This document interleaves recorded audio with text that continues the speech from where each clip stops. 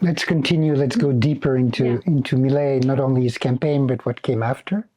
And let's continue on the structuring of neoliberalism from above and from below. So first of all, very simply, what are, you think, the main laws, the main measures, the main reforms that he's already trying to implement? But also, there seems to be a tension, or interesting tension, in the imaginary. On the one hand, of course, it's all in the name of freedom, right? He says that he hates the state and he came into the state in order to destroy the state, but for freedom to blossom. But at the same time, there is a demand of sacrifice.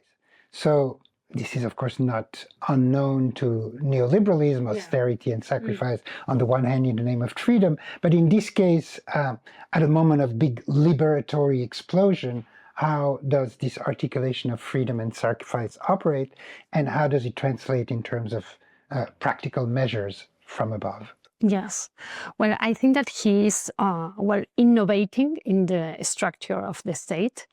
And for me are very important and those new ministries that he has created, the Ministry of Human Capital and the Ministry of State Deregulation. So I think that they are like main institutions to understand what does it mean, this idea that he is occupying the state to destroy it.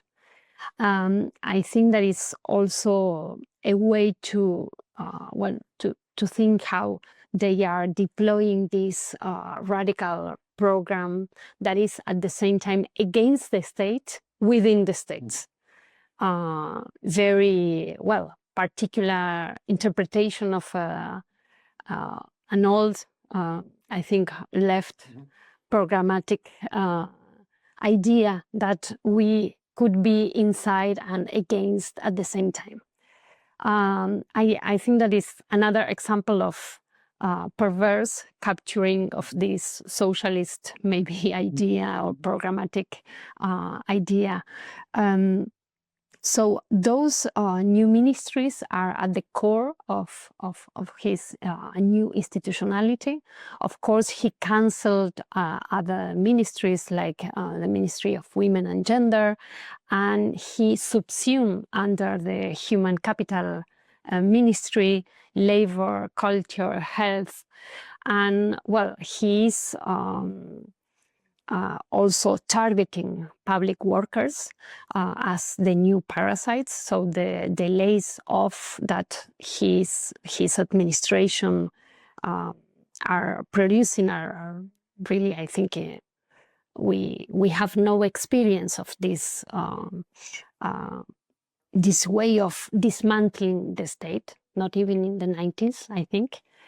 And the other thing is a sort of government by decree that allows him to produce a new form of law in a package that it is called ley bases, that is basically the demolish of some democratic principle in the Argentinian government, and also the possibility of a new way of capital accumulation for this moment. So he's producing different law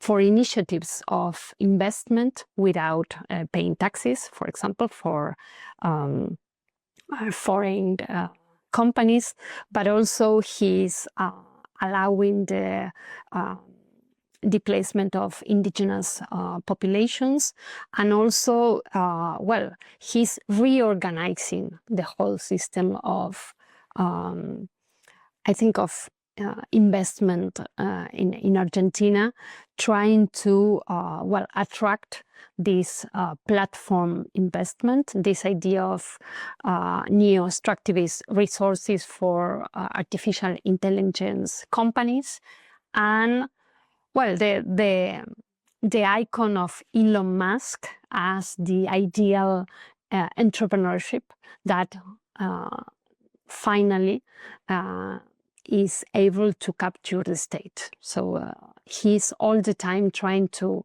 emulate these ideas, but at the same time, he's very proud that Elon Musk said that he's copying and emulating Millei's policies.